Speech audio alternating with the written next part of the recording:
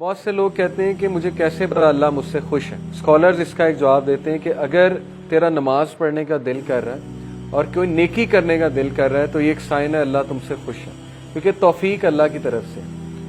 حضرت عمر صلی اللہ عنہ کہتے تھے کہ مجھے یہ ڈر نہیں ہے کہ میری دعا قبول ہوگی کہ نہیں, مجھے یہ ڈر ہے کہ مجھے دعا کرنے کی توفیق بھی ہوگی کہ نہیں ہوگی. دعا کی بھی توفیق ہوتی.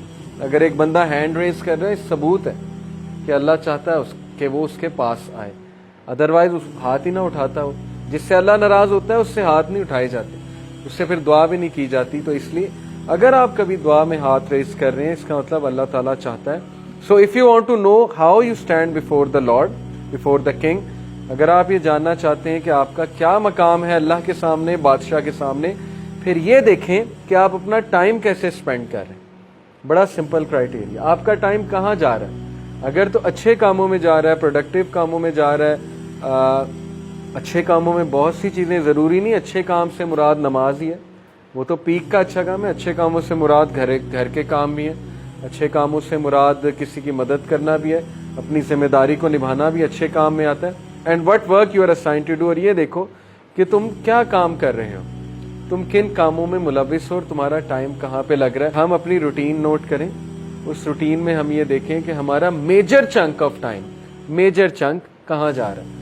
اگر اس میجر چنک میں 6 گھنٹے انٹرٹینمنٹ کے ہیں اور نمازیں کچھ اس طرح کی ہیں کہ 2-2 منٹ میں فارغ کر رہے ہیں ہم, تو پھر سویر تزکیہ کی ضرورت ہے. اوکے, اور اگر اس میجر چنک میں جو ہے وہ زیادہ اچھے کام ہے تو پھر یہ خوشخبری کی بات ہے, بہت اچھی بات ہے.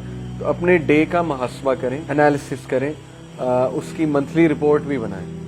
یہ کام اگر آپ کرنے بیٹھیں گے, آپ دیکھیں ہدایت کیوں نہیں آتی, تبدیلی کیوں نہیں آتی. جب میں چینج ہوا تھا میں نے پورا ایک فولڈر بنایا تھا, فولڈر آپ کو دکھاؤں گا, اور اس فولڈر کا نام سیلف اکاؤنٹیبلٹی رکھا تھا.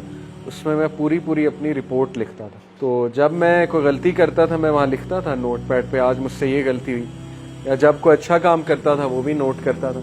تو اس سے بہت کچھ آتا ہے. آپ کبھی لاسٹ ہونا اور وہ ڈاکومنٹس کھول لیں تو آپ کو بڑا فائدہ ہوتا ہے. آپ ایک دم ریفلیکشنز پڑھ لیتے ہیں اپنی لکھی ہوئی, آپ حیران ہوتے ہیں کہ یہ میں نے لکھی تھی اس دن. کانفیڈنس ملتا ہے اس سے.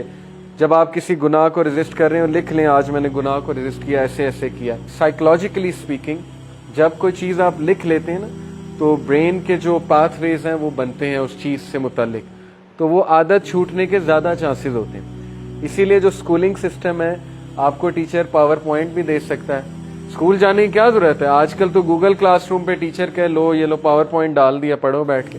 لیکن وہ کیوں بورڈ پہ لکھواتا ہے؟ آپ کہتے ہیں یار یہ ساری باتیں پتہ ہے, کیوں بورڈ پہ ہمیں لکھوا رہا ہے ساری باتیں؟ کیونکہ اس کے پیچھے سائیکالوجی ہے کہ آپ جب لکھو گے آپ کو چیز یاد رہے گی اور زیادہ چانس ہے کہ آپ وہ چیز ریپیٹ کرو.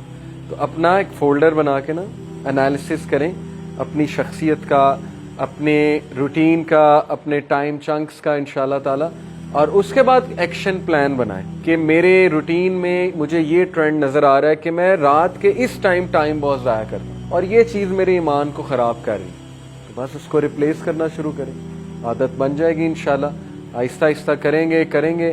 Replace this thing with book reading. رات کو یقین کریں کوئی ناول پڑھ لیں, اگر اسلامی بکس نہیں پڑھنی ناولز پڑھ لیں, قیامت کے سائنس پہ بک پڑھ لیں, کوئی سلف کے کوٹس کے اوپر بک پڑھ لیں. دارالاسلام کبھی جائیں, اتنی بہترین کتابیں آج کل آ گئیں, ان کو بک ریڈنگ سے انشاءاللہ آپ لوگ آہستہ آہستہ اپنی ہیبٹس کو ریپلیس کریں.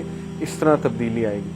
ادروائز صرف ایک لیکچر پہ آنے سے چینج نہیں آئے گی, کیونکہ یہ ہم سن کے چلے جاتے ہیں. تو تبدیلی لانے والے انشاءاللہ آپ ہیں, اور اللہ سبحانہ و تعالیٰ آپ کے ایکشنز دیکھ کے آپ کو ہدایت میں انکریز کرے.